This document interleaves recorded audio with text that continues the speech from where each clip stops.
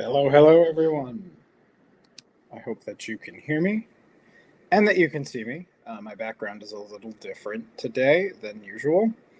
Um, I am up in Massachusetts, weathering the humidity here, which I heard from Robin is much worse in New York. But happy to have you with me. It's 11:59, so I'm not going to officially start until 12. But just wanted to let you early birds come in and get settled, say hello, and then we'll get started. And there it is. It is noon. So hello, officially, Justin Rivers, Chief Experience Officer, with you today, welcoming you to our next installment in our Abandoned New York series, which is Abandoned Brooklyn. I am your chief cook and bottle washer today. I'll be leading this walk with you. And a couple of things before we get started, and I do hellos. I will be officially on vacation as of Monday for 2 weeks. I'll be away. We are not going to be doing any live virtual programming over those next 2 weeks, but I have a bunch of filmed in-person experiences that our intern George Fry filmed for us. We'll be releasing into the archives and releasing through the newsletter so that you guys have something to watch. And then I will be back after Labor Day. And we have a very big fall planned. I know there isn't all that much stuff yet on the events reaching into November, but September, October, and November are pretty packed, and we'll be getting those listings up. We're working on it right now. So stay tuned, but hope you're having a good summer.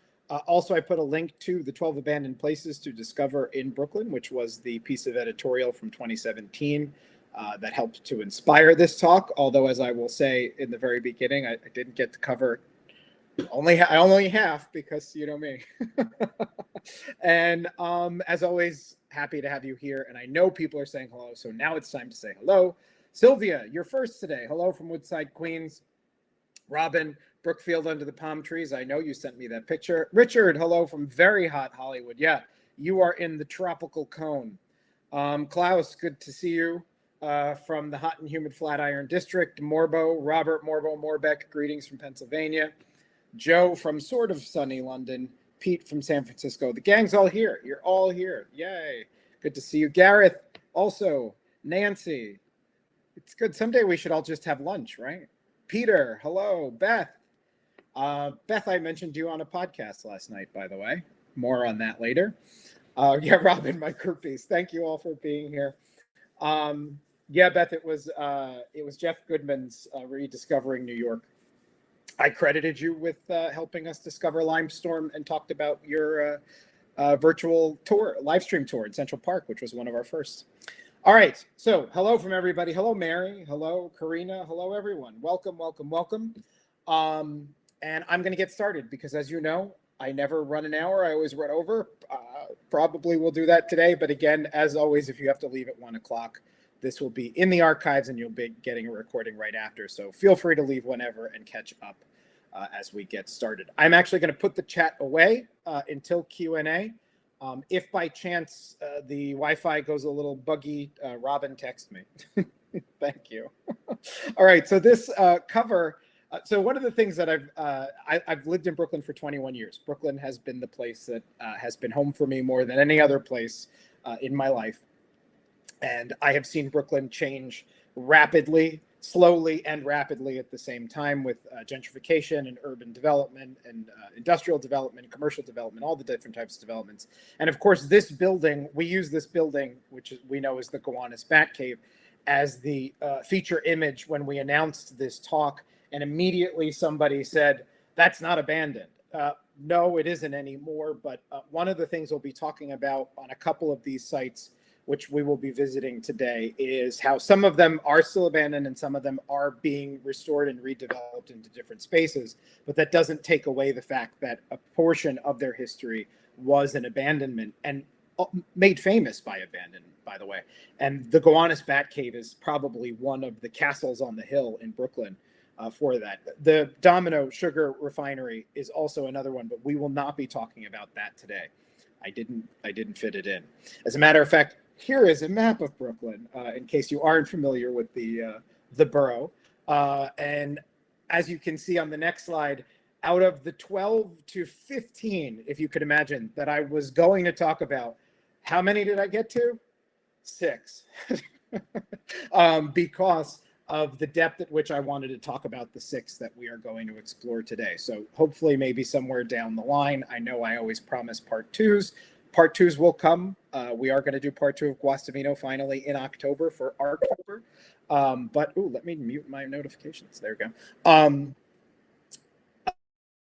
We will do another series of these because I left out some really good structures. But as you can see by the alignment of these stars, all of these red stars are hugging the coastline of Brooklyn. And one of the most fascinating things about Brooklyn's coastline is a big portion of it, obviously, through most of its history, was devoted to industry. And a lot of Brooklyn's coastline, although we have been experiencing in the past 10 to 15 years a renaissance of getting public access to Brooklyn's coastline, has been cut off for almost over 100 years. And that's where a lot of these abandoned spaces are going to play. Now, the first space I'd like to talk about is on Coney Island, and it is the Shore Theater. The Shore Theater is one of those buildings that it's in transition. It's been abandoned for decades and decades, and it is in the process of a very, very slow redevelopment and sort of reinvigoration. And here's Coney Island. And of course, as you know, one of the things I like to do is give you a map, because in my fantasy, you guys can use these as guides if you want to go out and experience these places. This is where they are. Obviously, you can walk right off by the F, the D, the Q, right off Stillwell Avenue, and basically turn right out of the front entryway. And there is the Shore Theater on the corner. So the Shore Theater had a very sort of illustrious beginning, like most of the Loew's theaters do. It was built in 1925, or between the years of 1923 and 1925. It was initially not built for the Loew's family. By the way, I'm just going to turn my camera off in case it disturbs my signal. Sometimes I think it does. But anyway, you don't need to see me. The Loew's Theater, built in 1925 as a almost 2,400 seat theater, cost more than any of the other Loew's theaters did at the time. As you can see, it has a $2 million price tag, and that was because they had to build this very massive and impressive structure basically on a foundation of sand. So it required a caisson, it required anchoring it farther deep below the sand to make sure that it was structurally sound. And actually, although there have been many problems with the building, its structural integrity from its foundation has not been one of them. Also, as you could see on this newspaper article, next to the announcement of the Loew's Theater that's being built, is that changes are underway in Surf Avenue show progress of Coney. So you have to remember, in the mid-20s, Coney Island they were trying to reinvigorate Coney because it had become very seedy, overpopulated with gambling, boozing. It was called America's Playground. And as you can see, people were trying to invest in turning it into a more residential area and trying to clean the place up. One of the biggest ventures was the Riegelman Boardwalk, the boardwalk that would provide access to the beach for all who came down to Coney Island. That's not the way it was before. This theater hearkened a new beginning of entertainment and amenities for people who lived on Coney Island. And it was built by the Shannon Group, and initially not built for the Loew's, but as you can see, the gentleman on the left there is Marcus Loew himself. Marcus Loew, who was building his Palace Theaters at the time, took great interest in the building and decided that he wanted the Loew's name on it. He thought that the location and the building would lend itself beautifully to the Loew's name, and it does become the Loew's Coney Island Theater. The man on his right is actually Thomas Lamb, who did not design the building, but the architecture firm Riley and Hall did, and they were direct proteges of Lamb. And if you know anything about the history of theaters or building theaters in the early to mid 20th century in New York, Thomas Lamb is attached to most of the famous ones, including the Madison Square Garden, the third Madison Square Garden we spoke about during the Lost New York talk. So when the theater is done, it is an impressive structure. Again, it's 2,400 seats, and it has, of course, a nautical theme to it. And it is very popular both for people coming down to Coney Island and also people who were deciding to settle in Coney Island. One of my favorite stories about Coney Island is it was home for a couple of years to the Guthrie family. Harlow Guthrie grew up there. Woody Guthrie, his father, used to take him to Nathan's every morning for a hot dog. And of course, they used to go to Lowe's for a theater, for a show. Now, Lowe's actually had a fairly good run. It ran for almost a little under 4 decades as a movie house. It had a very auspicious opening. The Marcus Lowe was there. As the talkies were starting to take more of a hold on public imagination, what was originally designed as a vaudeville stage and a live stage turns more and more over to the cinema. And of course, like any Lowe's theater, it had beautiful amenities, beautiful architectural elements, most of which, again, were nautical themed. And here is, this was very hard to find, a very rare shot of the inside of the Shore Theater before it becomes abandoned. And as you can see, almost Broadway style in its design.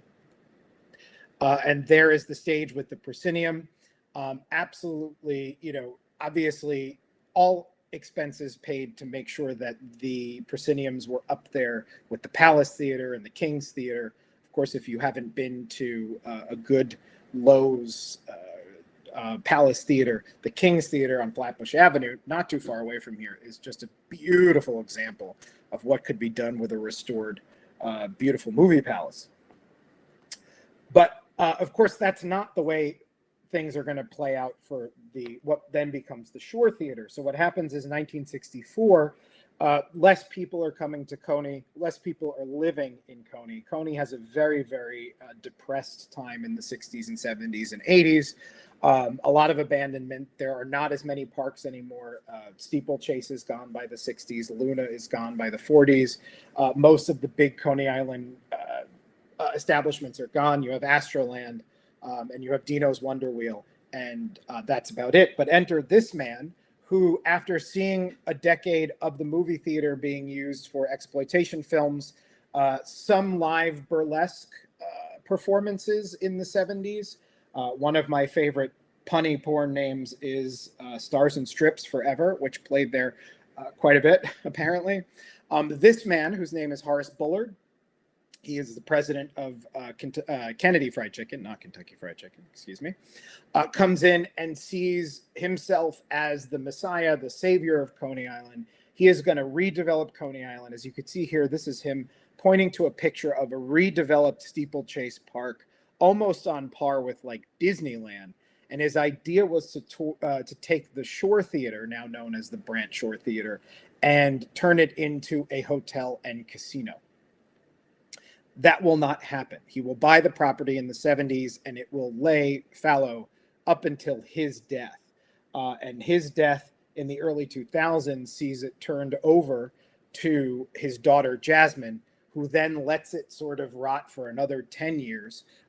This is the Shore Theater when I first started going down to Coney Island in the early 2000s. This is how I remembered it, with that big yellow and red Shore sign on the corner, which used to be the Lowe's sign. And that was before redevelopment had begun. Now it's all scaffolded at the moment. And basically, Jasmine, his daughter, was just looking to get rid of it. And while she was looking to get rid of it, there were many internal leaks going on, really doing more damage. There were people breaking in all the time, stealing fixtures. They had already ripped out all of the seats after Brandt had shut down. So it was completely ripped up in there. Here's a shot of the balcony, the mezzanine, without any of the chairs. The chairs had already been removed, and basically everything else was left to rot. Chandeliers, lighting fixtures, anything people could get their hands on, they took out of there. I unfortunately never got to go in. I tried a couple of times. It was not easily accessible at the time that I was in my urban exploration phase, or my less legal urban exploration phase, let's just say. There were high fences involved in the back of the building, and I did not climb high fences.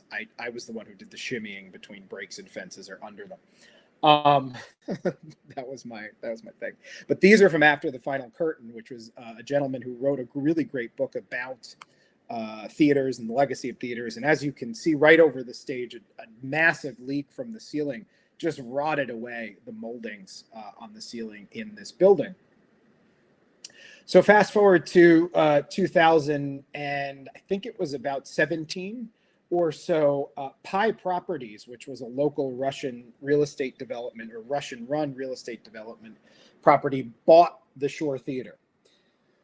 They decided it was declared a landmark in 2010, so that meant that it was an exterior landmark, so they couldn't do anything with the outside, but of course the inside could be redevelopment. And Pi had decided that they were going to go back and revisit this idea that Horace Bullard had for a hotel. And here's just more pictures of the damage. As you can see, this is the back by the projection room. And this place is in sad shape. And these pictures weren't even that current. I think these pictures are from either 2012 or 2014. So we've had almost another decade laid on top of this. But recently, and this is my favorite space at the back of the balcony, Edward Gradgorov, I'm not sure if I'm saying his last name right, who is a principal at Pi Properties, brought Charlie Denson. Now, if you've heard me talk about Coney Island, you know this man's name very well. He is the founder and head of the Coney Island History Project. Really great guy. He wrote the definitive book on Coney Island history, which I have referenced in other talks before. I've met Charlie. I'd love to have him as a guest someday. He splits his time between Berkeley, California, and Coney Island. And Charlie was invited in by Radgorov to take a look at the inside of the theater to see what had remained after years of neglect. Unfortunately, this picture after Sandy, the Shore Theater sign, which many people had come to recognize as, you know, the definitive first view besides Nathan's when you get off the train, was horribly mangled in 2012 by Hurricane Sandy. It did not survive. It was taken down. And there's no sign anymore of any kind marking what the building was. So these were the plans that were put out. I believe it was 2015 or 2016 by Pi Properties as to what a reinvigorated Shore Theater would look like. And as you could see, there was an addition on the back. You could see a pool on the roof. The idea was to turn this into a high-end hotel and spa for Coney Island. Great idea. And of course, borrowing from Horace Bullard, the problem was nobody really understood or knew if Coney Island could bear that kind of market. Coney Island enjoys a lot of visitors, mainly local. One of the things about Coney Island is it's definitely more of a day trip type of place for people, mainly New Yorkers who can take a train down there or bike down there like so many people do. I don't know if Coney Island, and again, this is an opinion, I haven't done any studies, is sort of able to bear weekend or overnight visitors. Although the Ford Amphitheater did open a couple of years ago down by the Old Child's Restaurant down the boardwalk, which now are providing big concert experiences later at night, and maybe a hotel is just the ticket. Here's another rendering, and you can see that red box down there is around retail space. So the idea is the anchor for this hotel and spa. There's also the idea of throwing in some office space mixed in there as well to make the building highly functional. They wanted to get high-end retailers in there as well to sort of package this up as a high-end product. Of course, Pi is struggling with that. The redevelopment is moving very slowly. The inside has not been really worked on yet. The outside has been worked on a little bit, but they're trying to get anchor tenants who will invest big money in this building. And it sounds like the type of tenants that they're talking to are not the type of tenants that they had hoped at first. So they were talking in negotiations with TJ Maxx to be a ground level retailer and Starbucks. So slightly disappointing on that end, what would be offered in the Shore Theater.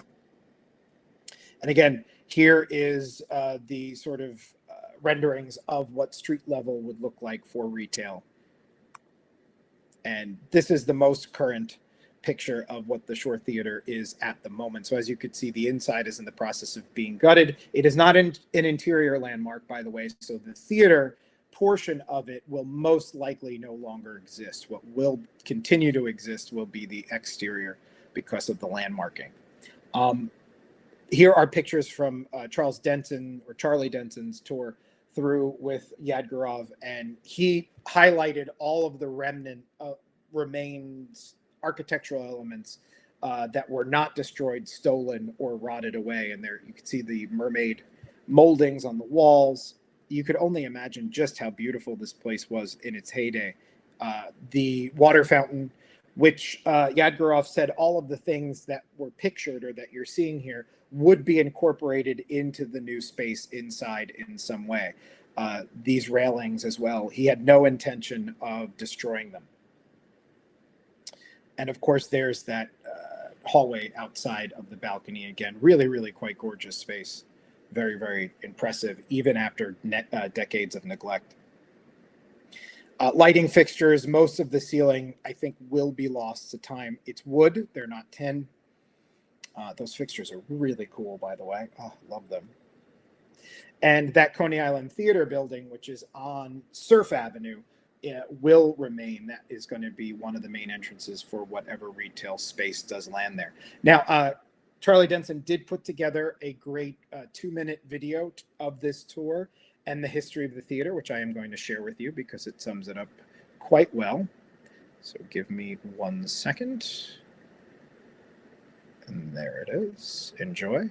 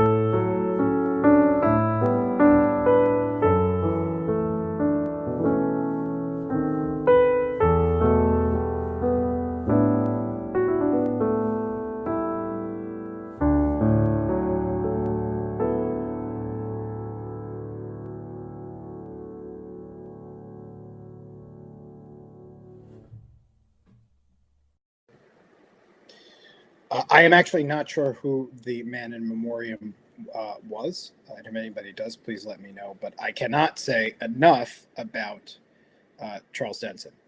If you are interested in just about every structure that sits on Coney Island in some way, that man has documented it. He's researched it.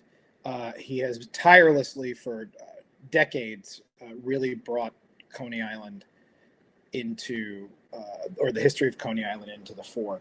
And I am always very thankful for his work because he even did a StoryCorps-like project with people who would come to the Coney Island booth and tell stories of their experiences. And the Dr. Martin Coney babies that were saved in those incubators, which I've talked about before. I even talked about in our last Lost Amusement Parks talk. You could hear these stories of these women talking about how they're alive because of him. It's just phenomenal. And that picture with the Astro Tower in between the window just gets me every time. Okay, I am not going to get emotional. We're going to move on to spot number 2, which is Calvert Vaux Cove. I hope I'm going to say Vox, and people that I know and trust have said Vox before.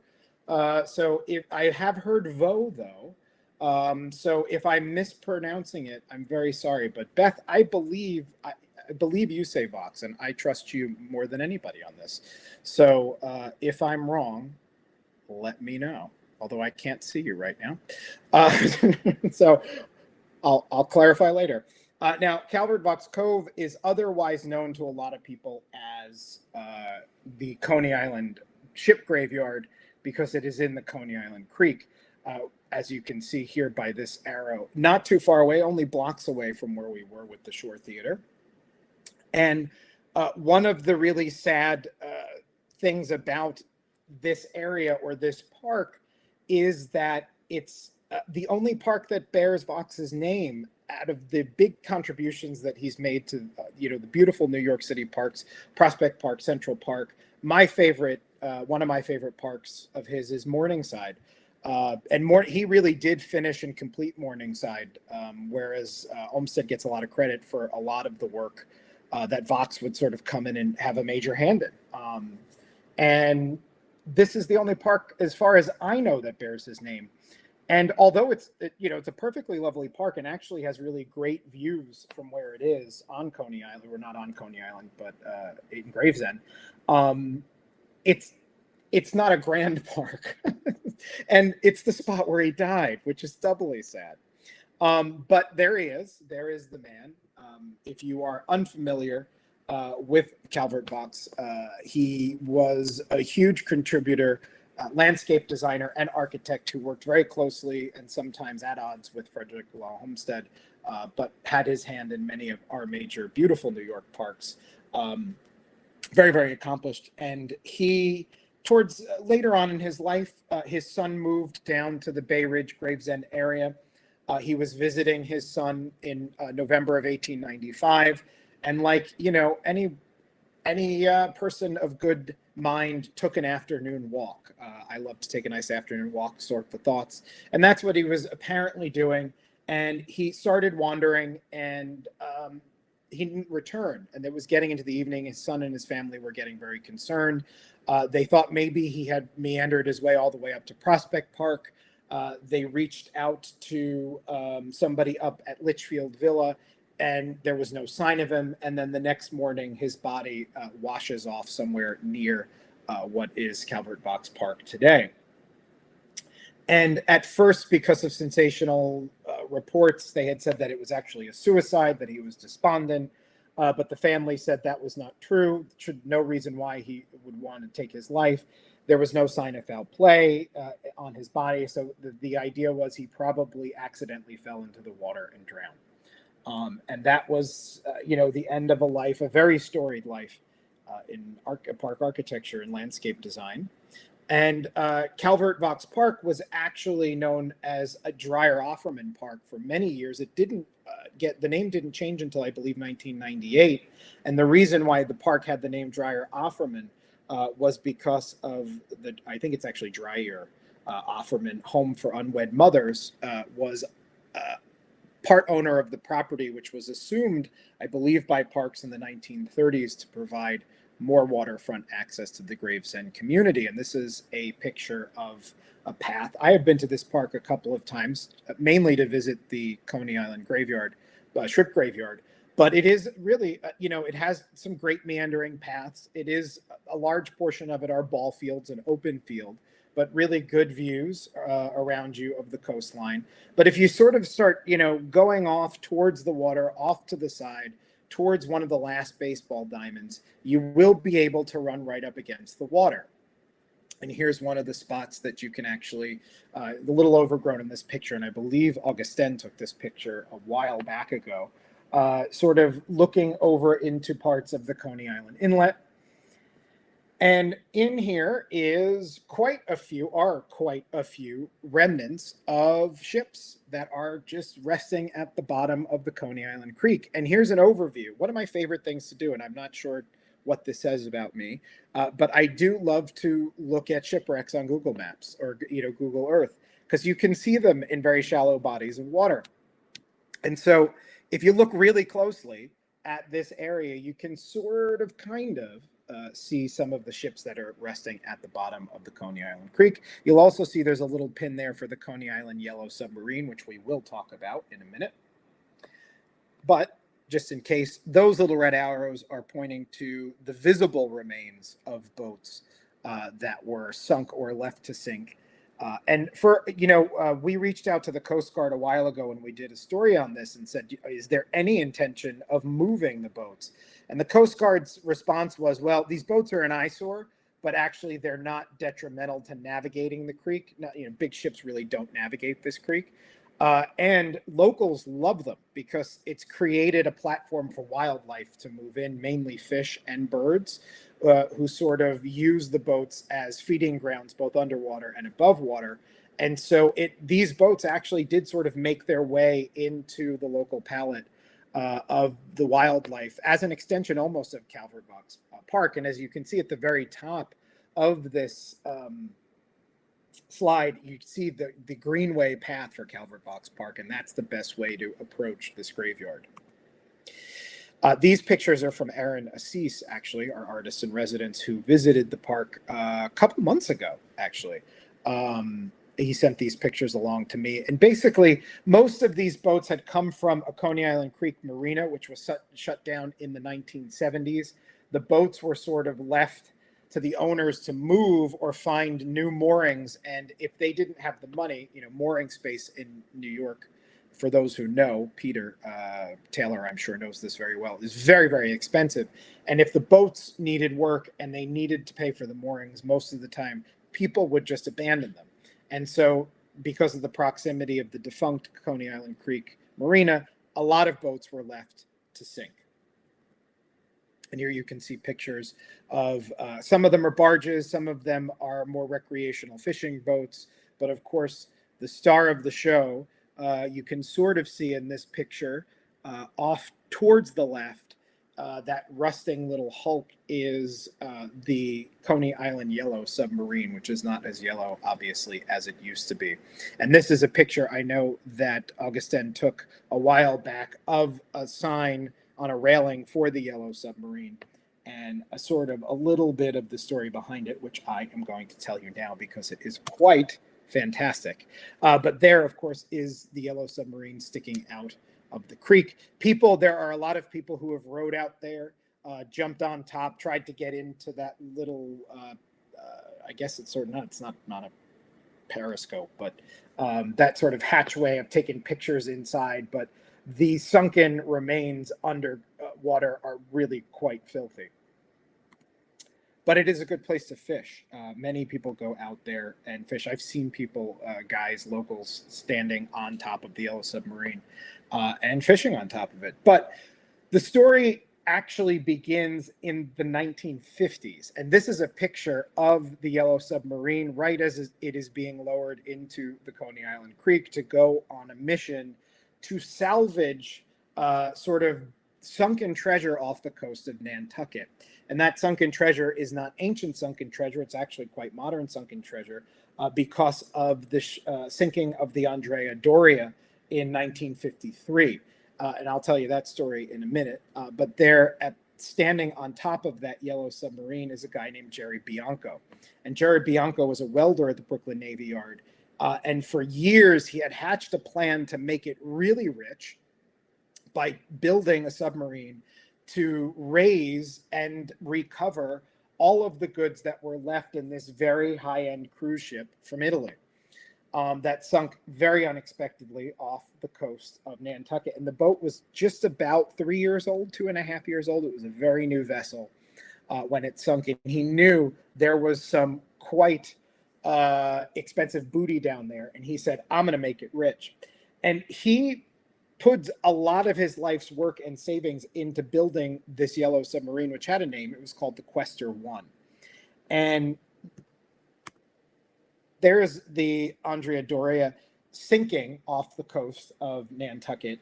That story is, of course, tragic in the fact that 1953, it's on making its way to New York on the East Coast. It is very foggy. It collides with another boat called the Stockholm right into the side of the ship. It takes on water. It lists onto the side. 46 people on the boat are killed. 10 on the Stockholm are killed. But most of the people are able to escape. It's not that far off from Nantucket, but actually ships are coming from all over, unlike the Titanic, to save people who made their way off the boat on the lifeboat. The Stockholm, actually, it loses the front of the boat, or is it the bow? I think it was the bow of the boat is almost completely taken out, but it is able to make its way back to New York with survivors from the Andrea Doria. And the Andrea sinks to the bottom. This was a Pulitzer Prize winning photograph of the next morning as the Andrea Doria sinks. And of course, these were very high-end cruise guests. There was quite a lot of good stuff on that boat. I'm actually going to read you a manifest of what they thought could be recovered from the wreck of this boat. And then you're going to see why Jerry Bianco would do this. $250,000 statue, solid silver statue of a mermaid, thousands of cases of liquor, tons of provolone cheese. I'm not sure how much they would be worth after being taken up from the bottom of the sea. 200,000 pieces of mail that the federal government would pay 26 cents a piece for. The ship's bronze propeller worth $30,000. Paintings locked in airtight vaults. Industrial diamonds. The ship's $6 million metal scrap value. And passengers' property, which were left in vaults. So this was going to be a treasure trove for anybody who could find it. Jerry Bianco says, I'm going to build a submarine to do it. He actually starts a company. The company is called Deep Sea Techniques. He gets $300,000 invested in it, and then an additional $600,000 needed to build and bring the vessel to the wreck, this is a painting of the wreck. A couple miles off the coast of Nantucket. Although it wasn't all that deep, I think it was about 200 feet deep underwater, not as challenging as the Titanic, but the tidal currents made it very challenging for divers. As a matter of fact, many divers have died trying to access this vessel. Even up until I think the last report I read was 2018, somebody tried to dive down there, and because of the currents, was unfortunately killed. But back to the boat. Now, as Jerry is putting the boat into the water for its maiden voyage, he removed ballast, which was needed to keep the submarine upright. And much like the ship that it was trying to go after, it lists and begins to take on water, and it sinks. He does fix it for a while. It does travel around the creek a couple of times, but in 1981, parts of it are vandalized, and it sinks again. And of course, Jerry Bianco does not have the money or the resources at this point to restore it or to recover his investment, unfortunately. And it becomes a landmark in the Coney Island Creek. The reason why it was called the Yellow Submarine is Bianco used a yellow chromium-based paint, not because of the Beatles song, which would have been popular at the time, but because it was really cheap, and that's what he could get. And he needed to, he called this the, paired stripped-down model of a car. He needed to really save costs so that it could function and he could get it up to Nantucket to recover the treasure. And there's another shot of it. And depending on where the tide is in the inlet is, how much of the Quester one that you can see. Sometimes it's just that portal at the top, that hatch, which I think was the word I was looking for before. And then, of course, here's more of the remnants of ship bottoms that you can see. Very easily accessible. I do not suggest doing it if you have good shoes on, and definitely don't wear shorts, wear pants if you're going to go exploring around here. But this is a very easily accessible, and when the tide is low, fun place to get pictures, and I'm sure a lot of you on this talk have been there or have before. I like this shot because off in the distance you can see the parachute jump on the skyline. And this one even larger. Thank you, Aaron. I tried to get Aaron to come on to talk about these pictures because Floyd Bennett, he has some pictures too, but he was busy today. Unless you're here, Aaron. And this is a little part of the cove, which is very highly photographed.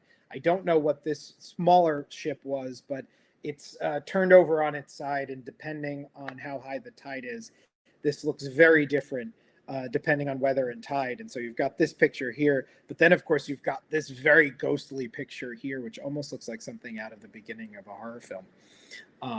But I do very much love it. It's very evocative. It's almost like, going out onto parts of it are like going out onto a British coastline. It's very, very ghostly, but cool. Our next stop is not a popular stop on an abandoned Brooklyn tour, but one of my favorites. This is one of my favorite structures in Brooklyn, hands down, and I've been waiting for an excuse to talk about it because it's in roughly my neighborhood. For those insiders who joined us on the evening Greenwood Cemetery tour, you saw it. It's right across the street from the Fifth Avenue main gate of Greenwood Cemetery, but it's the McGovern Weir Greenhouse, which is one of the only standing Victorian greenhouses in New York, and one of the best preserved standing Victorian structures in New York, hands down, of this type. Mainly iron and wood, and just absolutely beautiful. And this was a building that was in use, abandoned for a short amount of time, and now again being restored for a great purpose. So says I. And you can find it at the corner of 25th and Fifth Avenue. Again, right directly across the main Fifth Avenue entrance to Greenwood Cemetery. As a lot of you know, I live on the McDonald Avenue side of Greenwood Cemetery, so I spend a lot of time here. But the Weir Greenhouse was the mastermind of James Weir. James Weir was a Bay Ridge, Brooklyn native who began a very successful network of greenhouses in South Brooklyn as early as 1850. And he was known as a wonderful florist, made quite a lot of money both on cemeteries and theater flowers, by the way, which was big money, and decided quite intelligently by the 1890s to put an outpost of the James Weir florist empire, or Brooklyn Empire, I should say, right across from the gate of Greenwood Cemetery. Pretty low-hanging fruit. He himself loved the cemetery itself, and he himself will be buried in the cemetery, not too far away from his original greenhouse. So in 1895, he takes on a gentleman by the name of C. Curtis Gillespie, also a Brooklyn native, who designs this very, very delightful greenhouse for him. It's not impressive in size or scale, but it really is sort of the height of Victorian elegance. And there you can see with that copper dome roof, it's almost like a mini of the Crystal Palace for those of you who joined me for that Lost New York talk a long time ago. And it would function as an active florist up until the 1990s. That's a picture Michelle took of it back in 2013. And by 2013, it had been abandoned by or sold off by the McGoverns. In the 1970s, I believe it was 71, the Weir family sells off this structure to the McGovern family. The McGovern family is operating it as a florist for 30 years. So actually, I'm sorry, not the 90s. It was active until the early 2000s. Even when I moved to the neighborhood, you could still buy flowers at McGovern's. The problem was the McGovern family were not keeping it up very well. The glass was breaking, the wood was rotting, and also, most importantly, the low foundational brick walls that it was built on, 2 to 3 rows of bricks high, were rotting away. And that meant there was a lot of structural integrity problems for this building. Here's a picture. I've sort of smattered in between pictures of today, pictures of then, just so that you get a feel for just how beautiful this greenhouse was. And this was a cash cow for the Weir family. Obviously, decades of good profit coming in from the cemetery. The Weir florists said that they were responsible for over 1,000 plots at Greenwood. Flowers, yes. I mean, rightfully so. Thank you for that. The McGovern sign was eventually put on top of the Weir sign. The McGovern sign was taken off. The Weir sign is still on top of the roof, although they are doing work on top of it, so they may have removed the Weir sign. This is the entryway into it. So this was during the time that it was lying fallow. Again, I wanted to show some pictures of it during its abandoned stage. You could see inside there, that's the inside atrium of the entryway. So basically, if you walked in there and looked up, that's what you would see. Very, very elegant, very well lit, had an interesting irrigation system to bring in light, air, and water to the plants to keep those flowers looking beautiful and fresh. Which was designed by Gillespie and Weir themselves, which the McGoverns were still using, but was in disrepair by the early 2000s. And these pictures are actually taken by the Greenwood Cemetery, because after the McGoverns left the building, Greenwood Cemetery came in and got a $500,000 grant to buy it. Here's the back of the structure itself. As you can see now, this is right after Greenwood buys the greenhouse and is beginning to effect restorations on it. This is the main center dome that you're looking up at here, and the inside of the center dome after it's been vacated by the McGovern family. And again, more impressive on the inside than it is on the outside. One of the other entrances is you could see the remnants of a Visa sign saying that they take credit cards. I believe I bought flowers here early on when I moved to Brooklyn. And you could see also at the bottom corner, there's that rotting brick wall, which was the most, again, structurally significant issue with the building. So all of that needed to be shored up. The McGovern sign taken down by 2013, as you can see by this picture by Michelle. A mail slot. I love this sort of little slice of life. And this was great when the Greenwood staff bought the property. They went in and they started collecting artifacts that were left behind. And I love these FTD stamps that they would put on invoices and cards for the Weir company. Really, really neat ephemera. And that Greenwood has kept. So what Greenwood Cemetery is doing with the structure is they are turning it into a welcome center, a museum, and a sort of place to be the first stop on your visit to Greenwood Cemetery, which I actually think was a really great idea. I love Greenwood Cemetery. I love the staff over there. They really are very proud of their cemetery, and I think this is a great addition. Instead of trying to sell that property off and losing this beautiful building, you have this restoration and a really great incorporation into the cemetery itself. And actually, this picture was taken during the pandemic, last spring. So you can see that the dome itself has already been restored. The Weir sign is there. The Weir sign needs some restoration itself. It's in rough shape, even in that picture. But the Weirs, also what I love, the Weirs live down the street from this place in a really adorable house right around the corner on 25th Street, which is still there. Again, one of the back entrances to the Weirs. And that's where the Weirs lived. It's right around the corner. So this was, a labor of love for them. But of all of their florists throughout Brooklyn, they chose to live right around the corner from this greenhouse in that house, which is still privately owned, I believe. Could also use a little TLC. This picture was from about 5 years ago. And there is James Weir. James Weir is up on the hill behind the chapel, where if you are, if the trees are not full of leaves, you can actually see the McGovern Weir dome, which I'm sure he would have loved. And just a really nice story. So let's talk about Floyd Bennett Field, which is stop, I think, number 4. These pictures are all, the abandoned pictures are from Aaron Assis again, too. Floyd Bennett Field is on Barren Island, which is, we'll talk a little bit about the development of Barren Island. Barren Island was an island. It no longer is. It's a peninsula after much garbage and land was turned over to create it as a peninsula.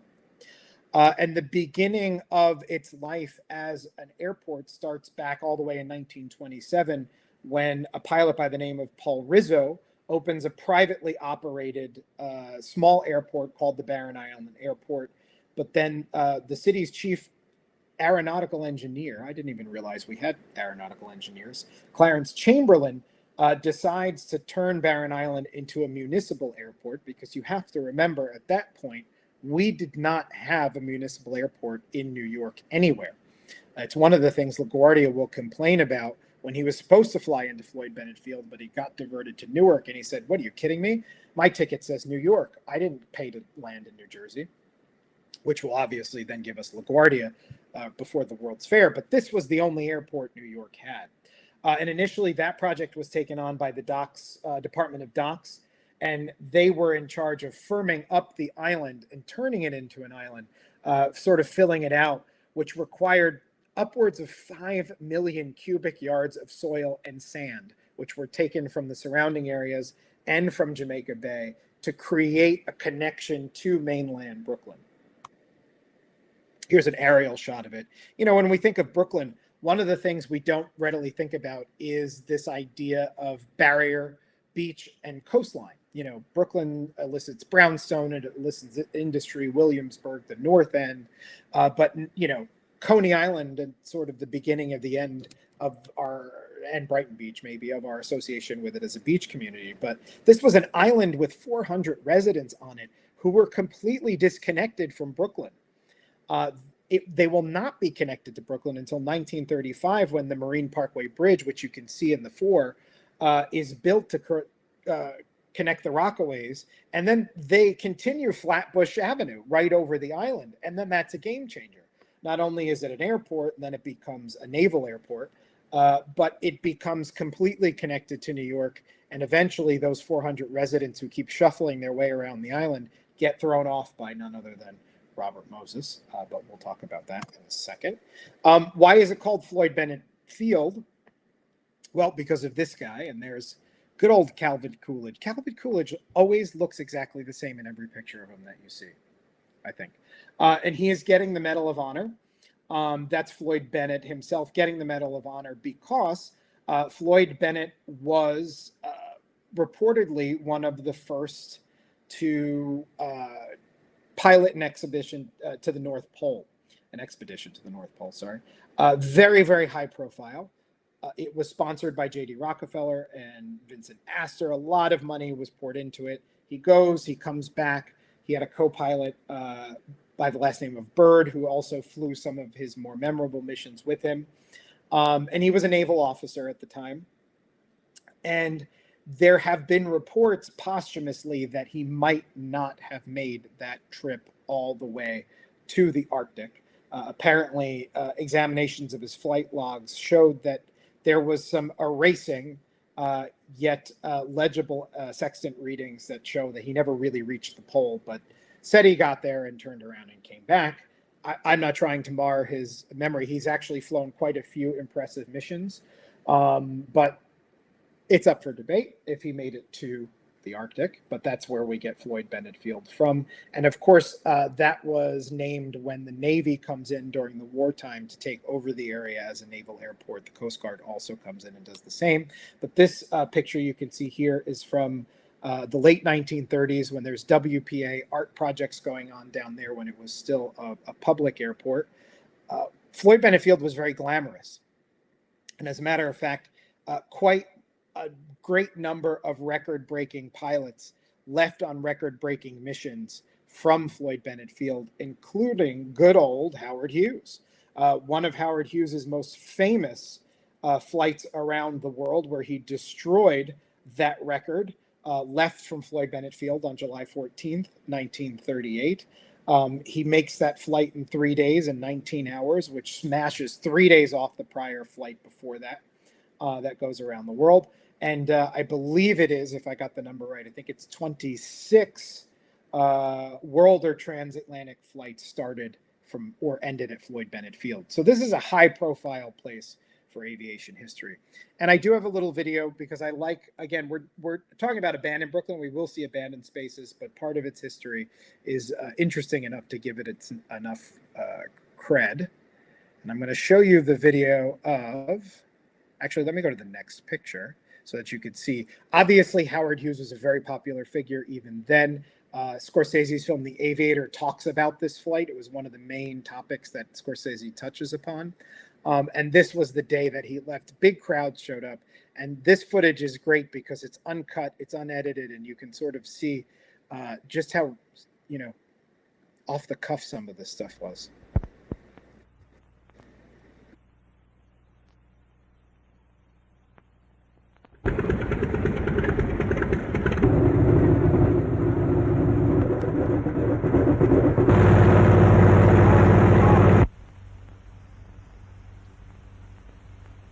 How do you feel? Hurry up now. Yeah.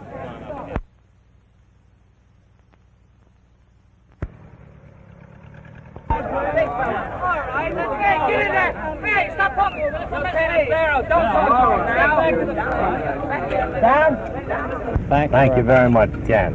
And I want to say that to these newspapermen and photographers that I'm awfully sorry about the delay here, and if I've seemed to be in too much of a hurry to wait and pose for your pictures, it's not because I'm high-hat or anything like that, but just because I've been terribly worried that I wouldn't get out of here before the weather changed. I had a good break in the weather yesterday, and I've lost that, and I suppose it'll be fair today, but I've been in an awful rush to get away from here, and I hope you'll forgive me. Oh, you bet.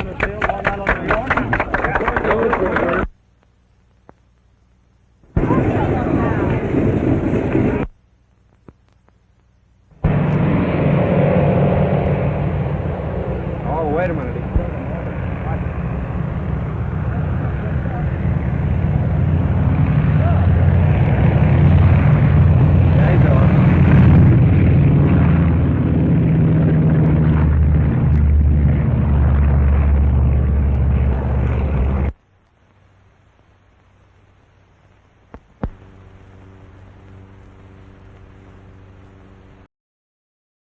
And off he goes on that very, very famous trip, of course, from Floyd Bennett, which puts Floyd Bennett again in a very big spotlight. Now, at the same time, almost to this, I believe it was the same day, something even more incredible happens.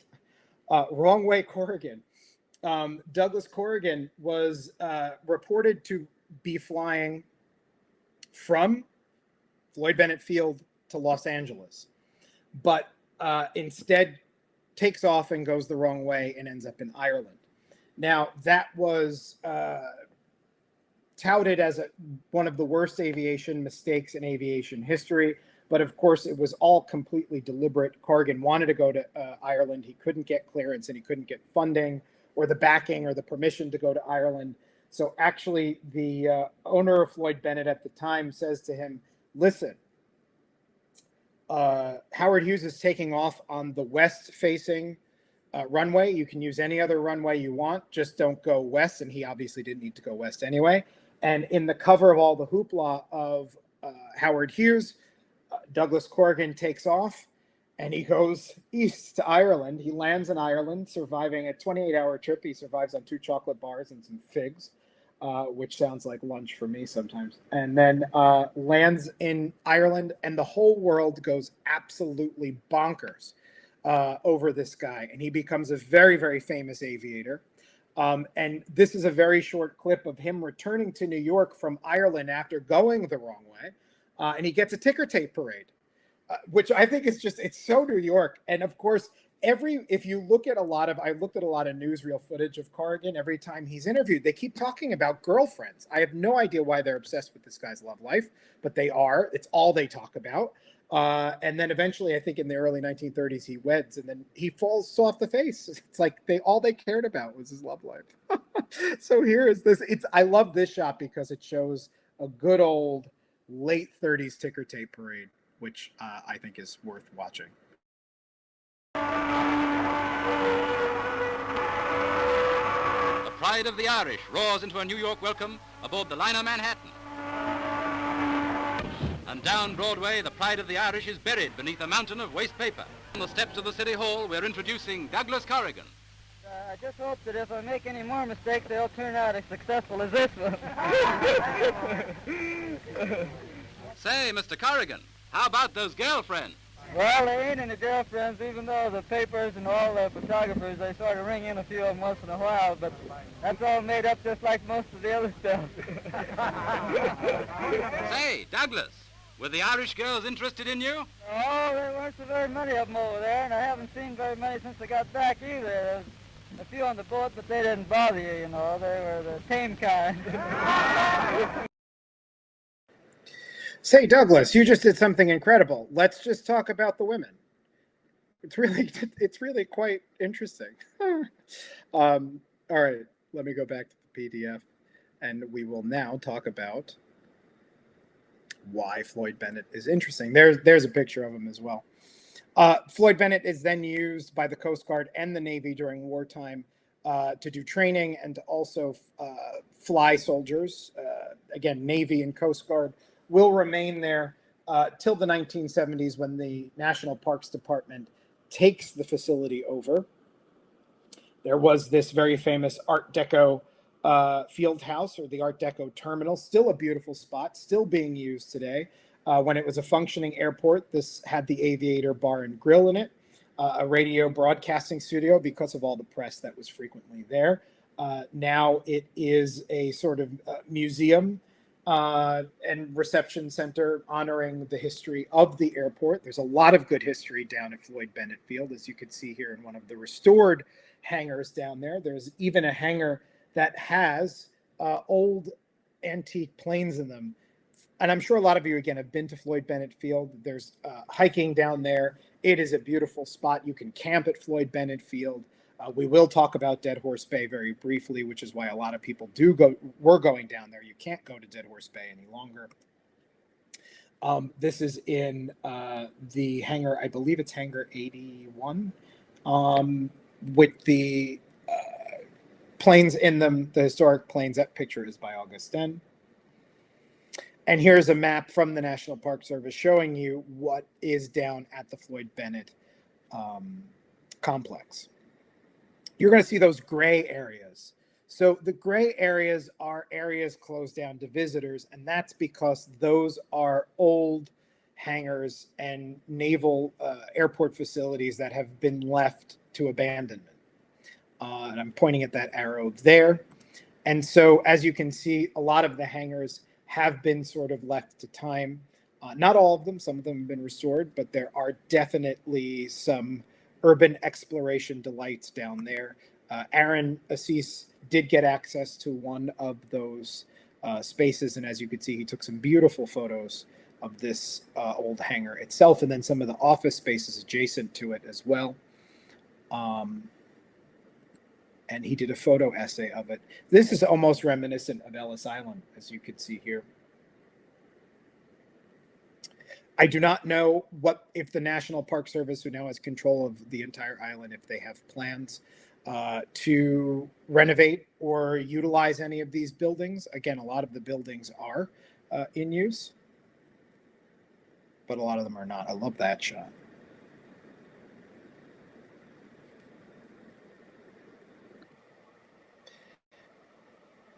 What I'm going to do is check very quickly.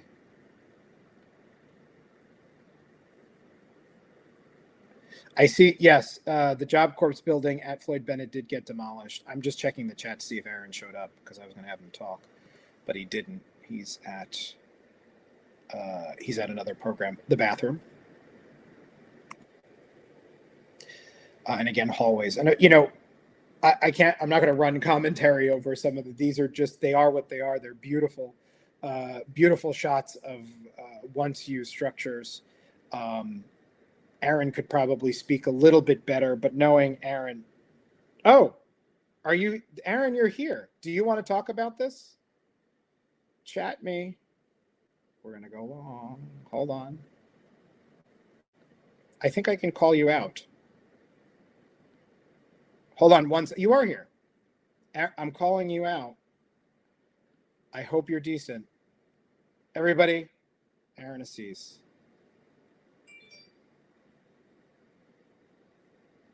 Hold on, there he is. Look at you. Hello. Hello. Hi, everybody. This was an unexpected surprise. You see, you never know what you're going to get. At 1:03. But Aaron, go ahead Well, and drive this. So you can talk about whatever you would like. I'm glad you're here because you can speak better to your own photos than I can. So let me go back to the beginning of these. yeah.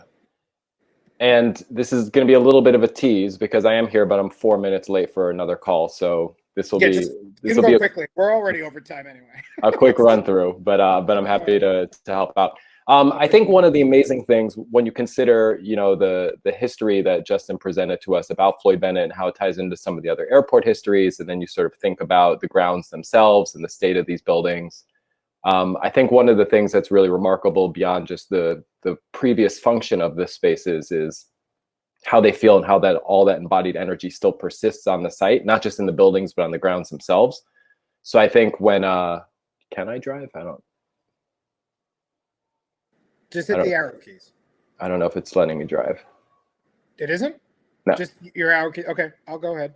But I'm not going to talk about anything specific, just more of the overarching. But some of these spaces, they really kind of had that sense of, the history that Justin was speaking about. And I think the grounds themselves, with the camping and with the hiking, really become sort of like a treasure for New York City as far as finding like an outpost or a respite that's not quite on the Rockaways, but is sort of in this, quasi forgotten corner of Brooklyn.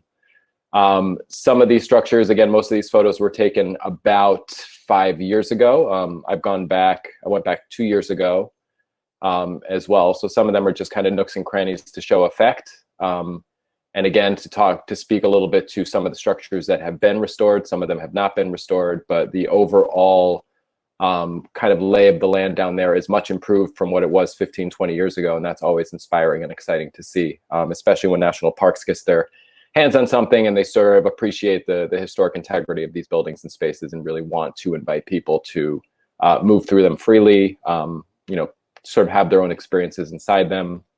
Access to some of these buildings is probably not ever really going to happen, but the comment about, the reminiscence of these buildings to the hospital at Ellis is really a great precedent. I think we don't see that very often in terms of having hard access to some of these buildings in their current states. But also, again, sort of understanding and appreciating history, not as something that was new once upon a time or can be new again, but sort of in these transitional periods, I think is always an exciting and rare treat, especially in contemporary New York, to find these things that have persisted and still hold on and still prove to have value and can still be beautiful in their own right and tell a story, but haven't necessarily been removed or cleaned up yet. So Floyd Bennett is just one of those kind of magical places, and it was a real treat to run around there about 5 years ago. A couple things have changed over the past several years, so it's still great to go out there and see what's going on. People drag racing their cars or flying weird drones or whatever they do out there nowadays. But most of these buildings are still there, and they are pretty friendly. So not necessarily encouraging anything ever, but definitely think that if you haven't gone down there, even from the exterior, these things are striking. So definitely go check it out. It's one of those abandoned Brooklyn treats. And I will admit to everyone on the call that Justin had to correct me because I was under the false impression that Floyd Bennett was part of Queens. So thankfully I wasn't on the call to sort of spat that misinformation. But yeah, yesterday when you were like, Justin, Floyd Bennett's in Queens, and I'm like, no, it's not. No, it's not. No, it absolutely is not. So don't ever listen to me when I'm spatting history. Let Justin do that, and I'll just wax for directions ever. But thank you, Justin, for putting me on here, and thank you all for being part of the call. And let Justin go back to driving and take you on the finale leg of this abandoned Brooklyn presentation. Later. Bye. Bye. Thanks. All right. Thank you, Aaron. Just realize, insiders, at any time I could call you on stage. Before we leave Floyd Bennett Field, obviously one of the hot spots at Floyd Bennett Field has been Dead Horse Bay. Some of you may have even gone on experiences with us. We were doing some tours for Dead Horse Bay, and Dead Horse Bay, as you can see, is right where my arrow is. I did a quick visit to Dead Horse Bay once with Untapped. And as Aaron said, one of the things I sort of haven't talked about, mainly because I'm just plowing through here to get through everything, is that the energy and the idea of Floyd Bennett is great, as Aaron said, because of a lot of the preservation there with its history as an airfield. But it's also a real natural wonder, and a natural wonder that turns garbage into something super interesting to look at. And one of the reasons why we get Dead Horse Bay the way we do is, well, it's called Dead Horse Bay because there was a fertilizer manufacturing facility where dead animal carcasses were sort of washing up on shore nearby, but mainly because there was a glue factory that was grinding down horse bones. And of course, you've got all these dead horse carcasses that were washing up on shore. But really, that didn't have much to do with this idea of a beach full of glass bottles and dolls and garbage.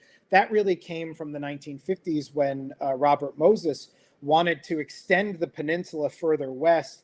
And basically what he did was he used garbage and then covered the garbage over with topsoil.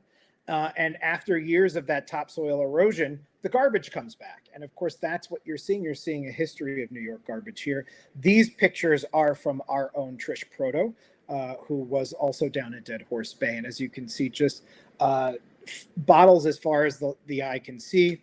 I've talked to many people. It's been, I think, 5 or 6 years since I've been at Dead Horse Bay specifically. Now, none of us will be going there anytime soon because of radioactive contamination that was found. But a lot of people said that all the really good stuff that you wanted to go down there and sort of scavenge has been picked up. There's not much left. But I love this shot, Trish. I don't think Trish is on the call, but it makes you realize the sort of idea of infrastructure, urban development, but also beautiful coastline. And then, of course, garbage, which the garbage becomes art and history within itself. I love that broken Clorox bottle. Like, how amazing is that? And I don't know if that's a case for an air conditioner, but even something rotting in the water, obviously doing heavy damage to nature, but nature comes back to claim it. And in this way, turns it again into something abandoned and artful. And that was one of the things I really liked about Dead Horse Bay. And last August, a year ago, National Park Service announced that Dead Horse Bay was going to be closed indefinitely because of some low-level radioactive contamination that was found in Dead Horse Bay. They say that the risk is considerably low for exposure, but they're not obviously letting anybody take that chance. And so there it is. And as you can see, this is a really good picture showing you there used to be, I didn't have any in this presentation, but just layers upon layers of multi-blue, green, brown colored bottles. And it has been sort of picked up and picked off over the years. Now, let me go quickly. I know it's 1:11 through the last, and actually the last stop was just a teaser. So this is really the last full stop, which is the Gowanus Batcave. One of my favorite things about the Gowanus Batcave, it's one of the things I have seen and experienced most directly. And it's in Gowanus, if you are shocked to know that, and called the Batcave because of the bats that used to nest in the ceilings, in the broken ceilings above at night.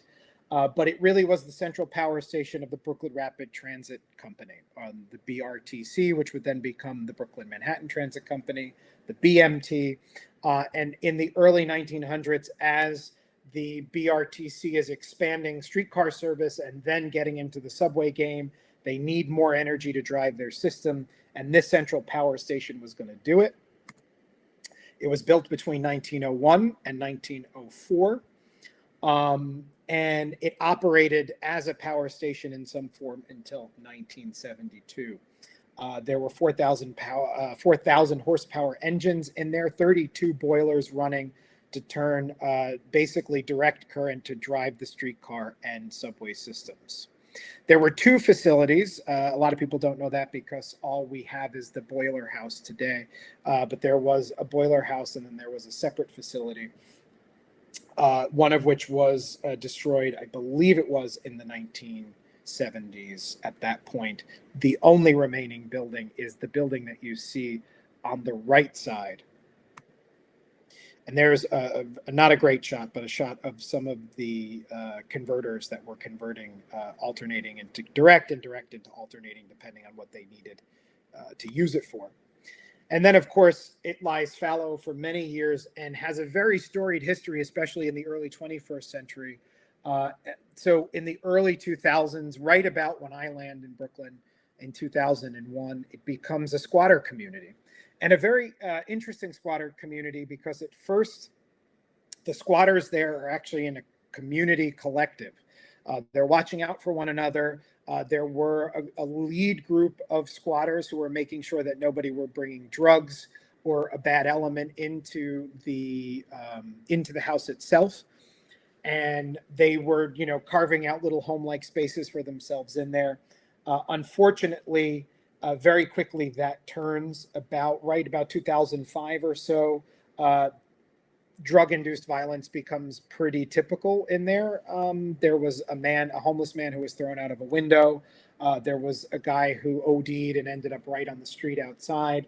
And then it was sold. It was sold to developers in 2006 to create something called Gowanus Village. Now, much like parts of Floyd Bennett Field, for a very long time, the Gowanus Bat Cave was pretty easily accessible to urban explorers who wanted to go in and sort of shimmy their ways through windows or through cracks in the grates.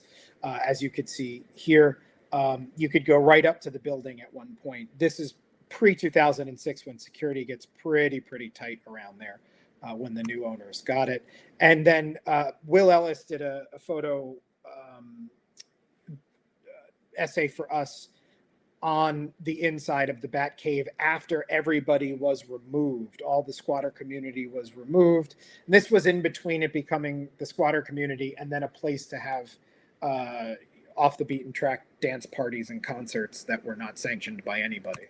But these pictures sort of show how it was used by these squatters as a home. And you can see sort of, conference rooms repurposed, offices repurposed, beds with sort of night tables and shelves on them, that little gorilla doll. And, some of these are very heartbreaking to see or very interesting to see, but people did, runaways, addicts, people who did not feel welcomed in their own communities, created a community here.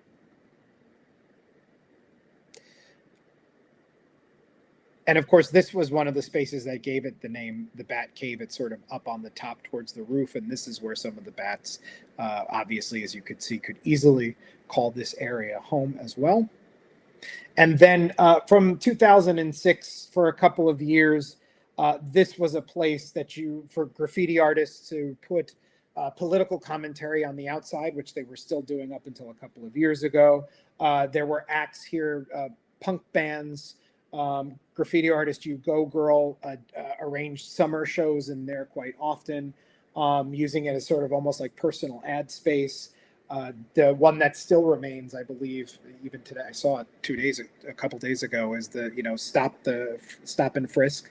Went up there back in stop and frisk with Bloomberg. And then all of that was completely and totally shut down when it was announced in 2012 that Joshua Renschitz, with the Powerhouse Environmental Arts Foundation, was paid $7 million to turn this into an art space. And at first it was going to become more of a studio space for artists, but it was found after doing a survey of the people who lived and worked in Gowanus that what was needed was a bigger, better facility for woodworking, ceramics, printmaking, textile arts, all of which are actually quite robust in Gowanus right now. But we'll call this Powerhouse Workshop, as it's going to be called, when it opens, which is supposed to be very soon. It was due to open in 2020. It got pushed back to 2021. And they added, as you can see, where the old boiler house was, they added a new 6-story building to increase square footage to over 143,000 square feet, which is gigantic. And this is a picture a couple of weeks ago taken of the facility. That's the new addition added on to the building. They did find some PCB hanging out in contaminated oil and contaminated soil, but they had removed it. That held up the renovation for a little bit. And in 2019, this was given landmark status, which is great. Obviously, exterior landmark status. All right, and here's what I'm going to do. I am going to end with a teaser because, wow, did I literally fall down the rabbit hole with this one. So I'm going to just tee this up and say, guess what, guys? This is probably going to get a whole talk because there's a lot going on here. But there are two incomplete abandoned subway tunnels to Brooklyn, or from Brooklyn to Staten Island, or to Staten Island from Brooklyn, depending on your perspective. And really interesting story, fraught with intrigue and all the other good stuff. So the best way to see an abandoned remnant of it is at Owlheads Park in Bay Ridge, which is right there. And of course, I've used this map before. I used this map on our Subway Art Talk. I've used this map on our abandoned subway talk. This was an independent rapid transit facility map back from 1912, I believe, or the 19 teens, talking about all of the great expansion that was going to happen when the city-run independent line was going to just connect Queens and Brooklyn and even Staten Island.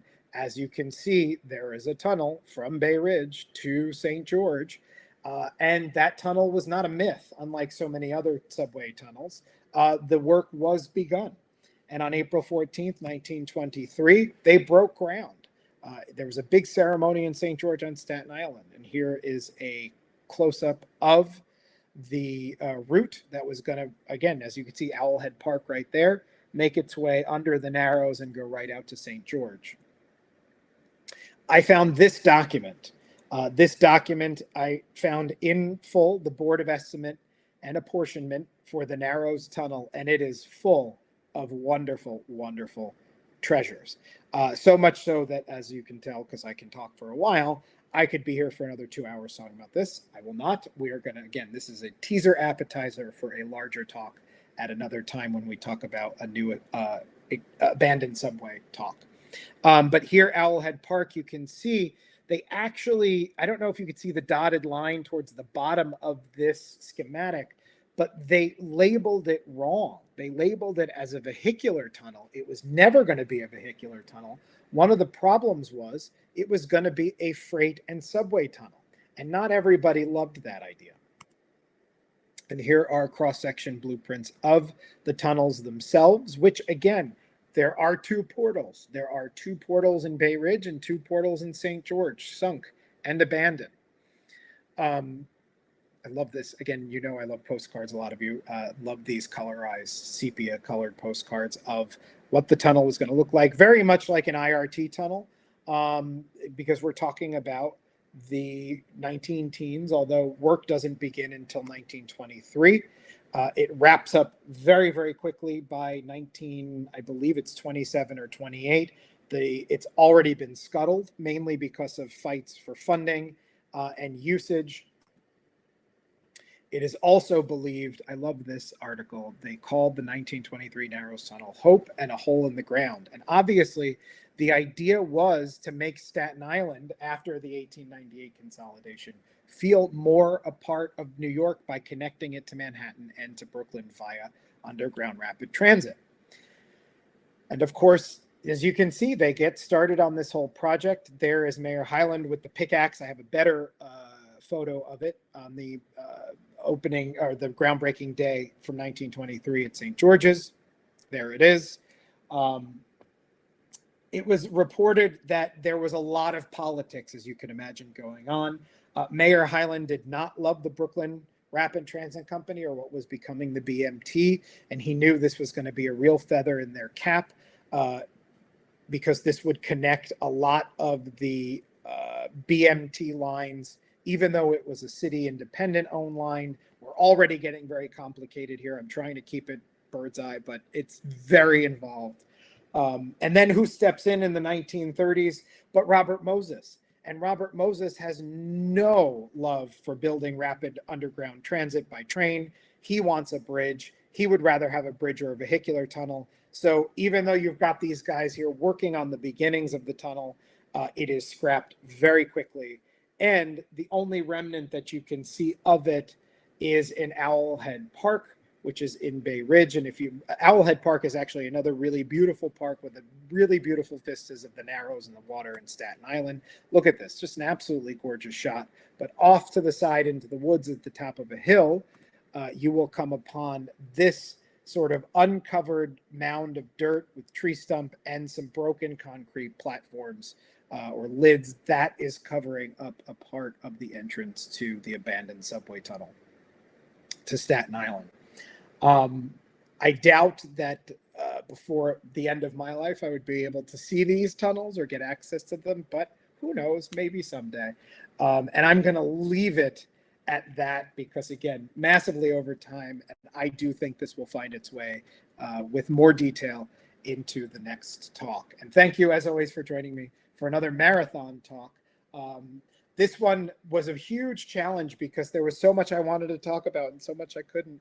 But I chose to do some of the less easier ones to access, but some of the lesser ones that people talk about. I'm going to go to questions.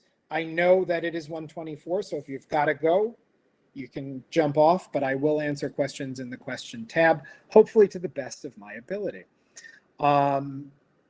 Pete Tannen, can we get a link to the Great Short video? Yes, you can, Pete. I will send it. I'll put it in the chat before, actually right after I end the event. I will put it at the bottom of the chat, and when you get the recording of the event, the link will be there. Are those poles in one of the photos offshore from Vaux Park the remainders of an old pier? Yes, so there were a bunch of old private piers off of in that area of Gravesend. Gravesend, I believe throughout its early 20th century history was a very reasonable place to own a boat. That changes in the later 20th century as it's very expensive to get dock space or mooring.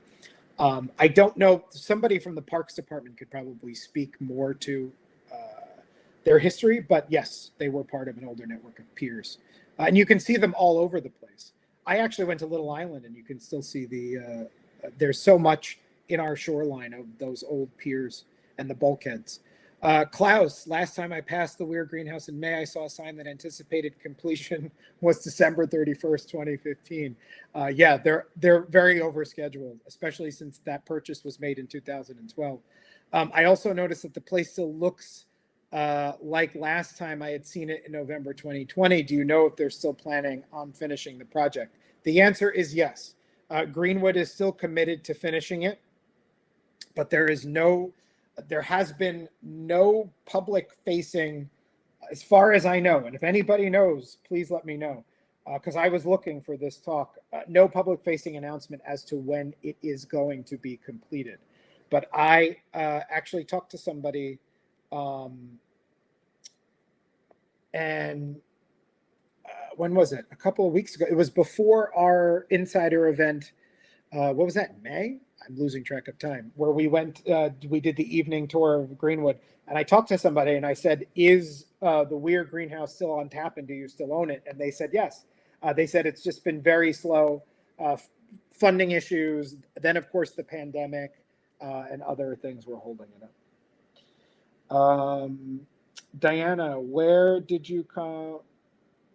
I think, when did you come to Little Island? Oh, Diana, I was there on one of the hottest freaking days last week. I want to say Wednesday or Thursday. I was there for the first time. I went with a guide of ours, Jillian Courtney. We met. I hadn't been. I even did the tickets, and they said no tickets today. And then air quality shut down. I was going to go see some programming, and they shut down the programming because it was so hot.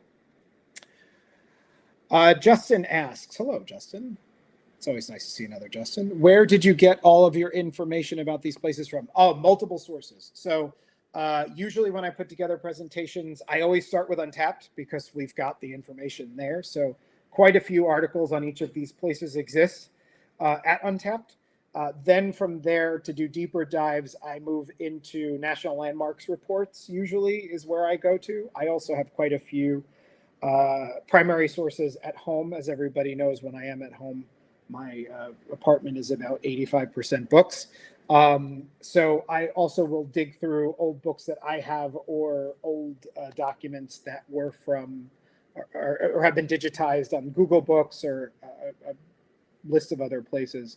For this one, though, mainly Landmarks reports, Untapped, the Charlie Denson's Coney Island history was a really great resource for the Shore Theater. National parks was a great resource for Floyd.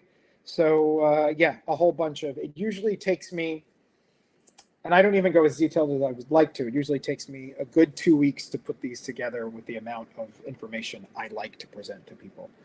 But I, of course, could spend more months and more time doing it. I'll go to the chat for a minute just to see if there's anything good over there. I think we had a very robust chat today. Thank you, Klaus. Always good to see you. I'm going to start from the bottom. Shame the powerhouse will no longer be called Bat Cave. Yeah, I know, Joe. I think everybody will consider it the Bat Cave still. I mean, we all in the neighborhood can call it the Bat Cave. I have quite a few friends in Gowanus. Gareth, thank you very much. Always enjoyable. I've been, full disclosure, I feel like I know all of you guys so well. I've been very busy at Untapped running a couple of the other departments while Michelle and Augustin were on vacation, so I felt kind of scatterbrained today. There's so much to do, but they're coming back next week, and then I'm going away. Thank you, Pete, for wishing me a good vacation. Thank you, Robin, for always showing up. Thanks, Beth. Beth, I'll be texting you soon. We'll do a Grand Central walk there. Morbo, thank you very much. Oh, Richard, thank you. Yes, just like the Second Avenue subway tunnel. I think the next abandoned subway talk, because there's so much to talk about there, we'll have Staten Island, we'll do water. Richard, I may even call you out. Another Elias Fallow recorded. Morbo, do I say that a lot? I have no idea.